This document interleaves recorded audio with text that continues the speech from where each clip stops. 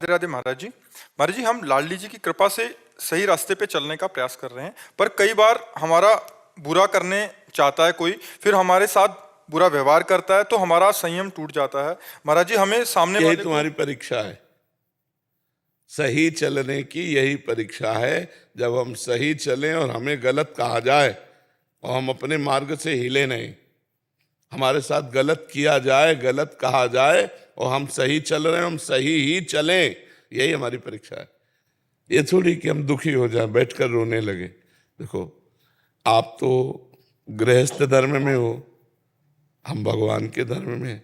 हमें पीटा भी गया, गाली भी दी गई, अपमानित किया गया पूरे जीवन में, लेकिन उस समय हम यही सोचते रहे कि मेरे भगवान मेरी परीक्षा ले रहे हैं, धैर्य की परीक्षा ले रहे हैं। बेमतलब अब हम रात्रि में आ रहे थे 11 बजे, अकेले चलते थे उस समय, कि कोई शिष्य परिकर कोई चाहे शराब पी हो या जो भी हो, गाड़ी रोकी, उतर के हमें पीटने लगे। ऐसे ऐसे थप्पड़ मारे थे कि पूरी छाती में पूरे पंजा बने हुए थे, ऐसे कई दिन तक बने रहे। तुम राधा राधा बस राधा, समझ ही नहीं पाए कि कौन क्या। इतने में एक ब्रजवासिन माई लाठी लिए आ रही थी बूढ़ी, अरे उसने गाली देना शुरू किया, वो लोग भाग गए। हम लौट करके भी नहीं देखा कौन थे। क्यों? प्रारब्ध है उसका, भगवान निराकरण करवा रहे। कोई कुछ नहीं बोला उनको, कुछ नहीं, एक शब्द नहीं, हमने पहचाना भी नहीं, मन से कुछ नहीं बोला, दिल से कुछ नहीं बोला, कुछ नहीं बोला। और हृदय बहुत शीतल हो गया, निपट गया, बुरा प्रारब्ध निपट गया, जो हमारे जीवन का बुरा प्रारब्ध था निपट गया। हमने लौट करके नहीं देखा, खूब लाइट थी, देखकर पहचाना जा सकता था, हमने देखा ही नहीं। वो जैसे मार रहे थे बस ऐसे शांत राधा अंदर चल रहा था, वो भी जबान से नहीं। और हमें पद है, जो पद गा रहे थे अंदर, वो हमें बिल्कुल पूरा ध्यान है कि हमारी इस लाइन पे थप्पड़ पड़ा था। नहीं बता दो कौन सा पद था वो। आवत सी वृषभानु दुलारी, रूप रास अति चतुर शिरोमणि, अंग अंग सुकुमारी। तो कहा ले हम पूजा दे। गर्मी का समय था तो चला उतार के ऐसे कांधे में डाले हुए थे, कमंडल और छड़ी थी, हमारे हाथ में डंडा था। वो हमें मार रहे थे, हमने ऐसे भी नहीं किया, ऐसे भी नहीं किया कि बचाव पक्ष में किया हो, ना विरोध पक्ष में कुछ, बस शांत थे, ना उनको लौट के देखा। प्रारब्ध हो गए, क्या देखे, देखेंगे तो दुश्मनी भाव आ जाएगा, पहचान आ जाएगी कि वही आदमी ऐसा। बहुत पूछा हम लोगों से, जब हमने दिखाया कि कल रात्रि में ऐसा, तो उनका एक बार बता दो कौन है, कहाँ का है, कैसा है। हमको हम खुद नहीं जानते, हमने देखे नहीं, बस मस्त एकदम चले आए। तो यदि हम सतमार्ग में चल रहे हैं और अच्छे मार्ग में चल रहे हैं, कोई हमारे साथ बुरा कर रहा है, तो जरूर हमने बुरा किया होगा। उस बुरा का निर्णय हमको भोगना पड़ रहा, चुपचाप भोग लो, अच्छे मार्ग में चलते रहो। और अच्छे की बुराई ही होती हो ऐसा नहीं है, अच्छे की बुराई ही हो ऐसा नहीं। यदि आप अच्छे मार्ग से चल रहे हो तो एक दिन बुरा आदमी झुकेगा और आपकी अच्छाई को स्वीकार करेगा, पक्की बात हमारी मान लेना। अगर आप बुरा करने लगे तो अच्छाई के पथिक ही कहाँ थे। आप अपनी अच्छाई ही करते रहिए, वो बुराई करता रहे तो हार जाएगा। एक नाथ जी महाराज स्नान करने जा रहे थे गंगा, स्नान करके आए तो एक विधर्मी का ऊपर मकान था गली के, थूक दिया ऊपर उनके ऊपर। फिर वो स्नान करने गए, फिर वो आया, थूक दिया, 100 बार थूका। वो ना ऐसे हेरे ना कुछ, बस वहीं से लौट जाते, स्नान करके आ जाते। उसके मन में बड़ी ग्लानि हुई कि एक साधु को हम, वो नीचे आए, साष्टांग दंडवत हुए और बोले महाराज मुझे क्षमा करो, मैंने 100 बार आप पर थूका, लेकिन आपने ना क्रोध दिखाया ना हमारे। बोले भैया क्रोध तो तब दिखाऊं जब आपने हमारा बुरा किया हो। एक दिन में एक बार स्नान करता था, आपकी कृपा से 100 बार स्नान हुआ, इसमें तो आपकी कृपा हुई, इसमें आपने बुरा कहाँ किया। ये अच्छाई का मार्ग है। वो उसी दिन से बदल गया। जब हम अच्छाई पे चलेंगे तो बुराई बहुत हल्की होती है, अच्छाई बहुत गरू होती है। हाँ, ये जरूर है कि अच्छाई पर टिके रहना बहुत कठिन होता है, क्योंकि बुराई जब अपना प्रभाव दिखाती तो हमें खुद अपनी अच्छाई पर विश्वास, लुटने की संभावना होती, हटने की संभावना। अच्छाई को पकड़ो तो फिर पकड़े रहो, कुछ भी हो परिणाम देख लिया जाएगा। तो बुराई करने वाला भी अच्छाई पे आ जाएगा। जब जब अच्छाई ने अपना कठोरता से नियम पालन किया है तो बुराई को नष्ट होना पड़ा है और बुरे लोग अच्छे बने हैं। तो इसलिए हम ये ना सोचे कि हमारी बुराई हो रही तो हम अपने अच्छे मार्ग से हट जाए या बैठ के रोने लगे, दुखी हो जाए, ऐसा नहीं। महाराज जी, आपके जीवन का कोई अनुभव, आपसे कोई बहुत विरोध करता हो या द्वेष भाव रखता हो और बाद में आपका?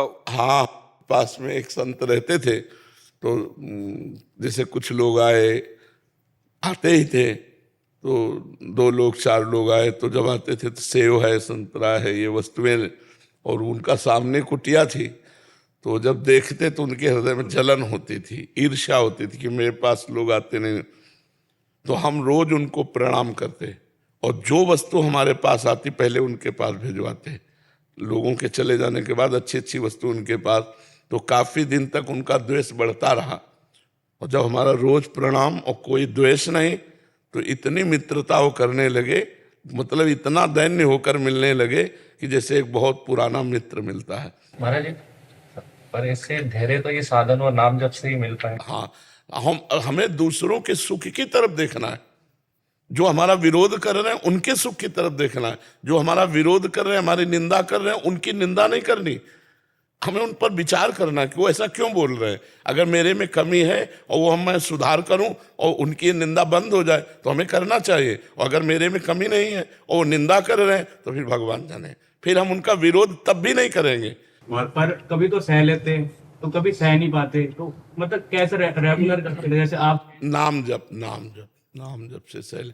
और सबसे बड़ी बात है कि हमें ये पता है कि मेरे भगवान मेरे साथ है। अगर मुझे थप्पड़ मारेगा कोई तो मेरे भगवान के आदेश से मारेगा, अगर भगवान के आदेश से मारता है तो मुझे सर झुका देना चाहिए।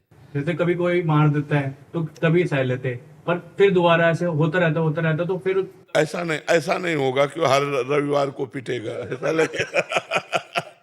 ऐसा नहीं होता। देखो, ऐसा नहीं होता, ये केवल मन की गणित है, ऐसा नहीं होता। प्रारब्ध भोग है तो कभी कभी आता है, ऐसा थोड़ा होता है हर इतवार को आता है, हर शनिवार को आता है, ऐसा नहीं आता है। तो बहुत आता, भैया कहते थे कि नाम जप करता तब भी तेरे को इतना क्रोध आता है, क्या फायदा तेरे? नहीं, क्रोध जैसे नहीं, फायदा तो अलग चीज है। जो नाम हमने 500 नाम जब किए हो तो भगवान के बैंक में जमा है, और क्रोध कर रहे हैं हमारी गलती है। हमको क्रोध से बचना चाहिए। अगर क्रोध करें तो अपना तेज नष्ट होता है, अपनी बुद्धि मलिन होती है, हो जाती है। ऐसा होता है कि सबका नष्ट हो जाता है, फिर बाद में होता है कि क्यों गुस्सा करा। नहीं, गुस्सा आए तो एक उपाय है, मौन। कभी तो मौन हो जाता है, कभी होता ही नहीं, तो और वो करता है कि नहीं, देखो, इसका अभ्यास करें, अभ्यास से ठीक होता है। जैसे अभी कोई गाली देने लगे, हम मौन का, पहले महाराज जी ने कहा था मौन। गुरुदेव, आपने तो जिंदगी बदली है, 2 साल से आपको सुन के आप नहीं बदले। हाँ, धीरे धीरे आप इस क्रोध पर विजय प्राप्त कर लेंगे यदि मौन का आश्रय लें, हट जाने का स्वभाव बना लें। हार जाने में भगवान का बल मिलता है और जीत जाने में अहंकार पुष्ट होता है। सुनेरी मैंने निर्बल के बल। अभ्यास करें। प्रारब्ध भोग है तो कभी कभी आता है, ऐसा थोड़ा होता है हर इतवार को आता है, हर शनिवार को आता है, ऐसा नहीं आता है। तो बहुत आता, भैया कहते थे कि नाम जप करता तब भी तेरे को इतना क्रोध आता है, क्या फायदा तेरे? नहीं, क्रोध जैसे नहीं, फायदा तो अलग चीज है। जो नाम हमने 500 नाम जब किए हो तो भगवान के बैंक में जमा है, और क्रोध कर रहे हैं हमारी गलती है। हमको क्रोध से बचना चाहिए। अगर क्रोध करें तो अपना तेज नष्ट होता है, अपनी बुद्धि मलिन होती है, हो जाती है। ऐसा होता है कि सबका नष्ट हो जाता है, फिर बाद में होता है कि क्यों गुस्सा करा। नहीं, गुस्सा आए तो एक उपाय है, मौन। कभी तो मौन हो जाता है, कभी होता ही नहीं, तो और वो करता है कि नहीं, देखो, इसका अभ्यास करें, अभ्यास से ठीक होता है। जैसे अभी कोई गाली देने लगे, हम मौन का, पहले महाराज जी ने कहा था मौन। गुरुदेव, आपने तो जिंदगी बदली है, 2 साल से आपको सुन के आप नहीं बदले। हाँ, धीरे धीरे आप इस क्रोध पर विजय प्राप्त कर लेंगे यदि मौन का आश्रय लें और हट जाने का स्वभाव बना लें। हार जाने में भगवान का बल मिलता है और जीत जाने में अहंकार पुष्ट होता है। सुनेरी मैंने निर्बल के बलराम, अपबल तपबल और बाहुबल चौथो बल है दाम। सूर किशोर कृपा ते सब बल, हारे को हरि नाम। जो हार गया वो जीत गया, और जो जीत गया वो अहंकार में हार गया, उसका अहंकार पुष्ट हो जाएगा। और हम हार गए तो हे भगवान, मैं आपके आश्रित हूँ, आप देख लेना। तो हम जीत गए, क्योंकि हम माया में नहीं, हम भगवान में स्थित थे जिस समय हार रहे थे, और जो जीत रहा था वो अहंकार